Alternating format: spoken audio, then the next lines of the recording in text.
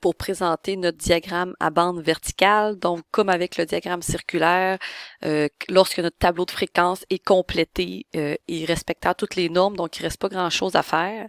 Pourquoi choisir un diagramme à bande verticale cette fois-ci? C'est toujours plus approprié le diagramme à bande verticale lorsqu'on a une variable qualitative ordinale. Donc, comme on a un ordre logique, on va présenter les modalités sur l'axe des X puis de voir l'ordre de croissance ou de décroissance. Donc, première étape, on sélectionne les fréquences dans notre tableau de fréquences. Pour le diagramme à bande verticale ou horizontale, c'est un choix personnel de prendre soit les fréquences absolues ou les fréquences relatives. Donc, c'est comme vous voulez. Donc, cette fois-ci, je vais décider de prendre les fréquences absolues. Donc, je sélectionne mes fréquences, pas le total, pas le titre de la colonne, donc les fréquences seulement. Je vais dans Insertion. Et même si ça s'appelle un diagramme à bande, vous allez devoir choisir l'option ici, qui est écrit histogramme. Donc, le premier en haut à gauche. Donc, on choisit toujours dans les 9 graphiques qui sont là. Donc, toutes vos représentations graphiques pendant le cours seront parmi les 9 petites icônes. Donc, oubliez ça, les autres, là, les graphiques Sparkline, on touche pas à ça. Graphiques recommandés non plus. Donc, on est dans les 9 petites icônes.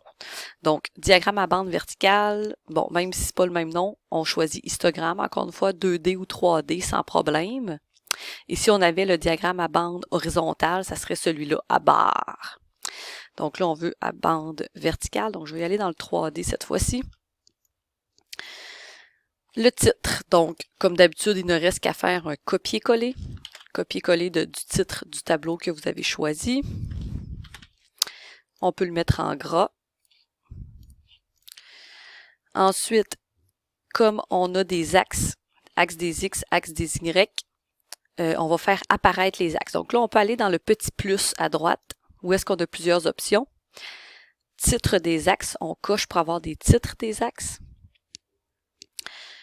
Le quadrillage, c'est comme vous voulez. Donc, vous voyez qu'il y a des petites lignes là au fond. Donc, vous voulez mettre un quadrillage ou non, c'est de votre choix. Pas besoin de légende. Donc là, on n'a pas de légende ici. On a une seule couleur. On va faire apparaître les modalités sur l'axe, donc pas besoin de légende. Si vous voyez, par exemple, les axes en tant que tels, on voit pas de lignes pour les axes. Il y a comme juste les nombres. Donc, ça va être important de faire apparaître des lignes là, pour pas que ça ait l'air d'un graphique qui un peu flotte au-dessus de nulle part. Pour ce faire, double-cliquer sur les valeurs de l'axe. Donc, si je commence par l'axe des Y, l'axe vertical, je double-clique. Le menu de droite apparaît. Et donc, dans le petit pot de peinture. Donc, j'ai double-cliqué. Vous voyez qu'il y a un rectangle autour des valeurs de l'axe. Je double-clique, le menu de droite apparaît, je vais dans le pot de peinture et moi je veux une ligne. Je veux une ligne pour mon axe, un trait plein. Je ne vais pas y aller dans le bleu, je vais y aller plus dans le noir. Donc un trait plein comme ça. Je vais faire la même chose pour l'axe des X. Je double-clique dans le pot de peinture, trait plein. Noir comme ça. Fait que là, au moins, on voit apparaître mes axes. Même chose ici, là, on pourrait aller jouer un peu plus dans les options. Si vous voulez, par exemple, commencer à 0, finir à 45, si vous voudrez dire, genre, je veux commencer à 0, finir à 40, vous pourriez changer ça ici. Si vous voulez faire des bonds de 1, de 2, de 5, donc ça serait à changer ici. Et il y a peut-être aussi les petites graduations. Ça peut être intéressant de le mettre. Donc, dans les options d'axe, si je vais dans graduation, le type principal, je vais mettre sur l'axe. Donc, on voit apparaître les petites barres comme ça. Donc, ça peut être intéressant de le voir. Même chose pour la deuxième, sur l'axe comme ça. Fait que donc, dans le menu de droite, ne gênez-vous pas de fouiller. Il peut y en avoir quelques-uns. Sauf que là, je viens de voir, là, ça fait pas super, je vais les enlever. Ça apparaît pas vraiment directement selon nous. Donc, titre des axes, c'est là. Identification des axes. Donc, en fait, la variable est toujours sur notre axe des X dans le cas de diagramme à bande verticale. Donc, ici, ça devrait être la variable. Donc, je vous laisse écrire ce que vous avez défini ici dans votre tableau, là. Ce que vous avez nommé comme variable, ça devrait apparaître sur l'axe des X. Et l'axe des Y représente toujours les fréquences. Donc, soit les fréquences absolues ou les fréquences relatives. Moi, j'avais choisi les fréquences absolues. Donc, c'est le nombre de, donc c'est le titre que j'ai choisi ici dans mon tableau. Donc, nombre de, donc à vous de compléter. Ensuite, je pourrais afficher les étiquettes de données, parce que là, oui, j'ai mis une graduation, mais c'est pas totalement précis. En mettant les étiquettes de données, on voit un peu plus les valeurs pour chacune. Et là, attention, 1, 2, 3, 4, ça représente quoi 1, 2, 3, 4? je devrais avoir ma variable qui est représentée sur l'axe des X. Donc, je devrais avoir mes modalités ici. Comment aller faire inscrire les modalités à l'intérieur?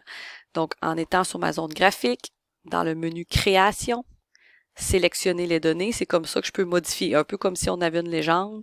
Donc, modifier les étiquettes de l'axe horizontal et de l'axe des X, je modifie. Je viens sélectionner les mots et donc, ils vont me les faire apparaître directement dans mon graphique. Donc, je vais peut-être augmenter un petit peu. Comme ça ici. Ensuite, la source. Donc, je vais faire apparaître mon petit carré ici pour diminuer. Je peux bouger avec ça, m'assurer que la dimension est adéquate. Je peux bouger le nom de mon axe. Je veux faire apparaître ma source, donc insertion, zone de texte.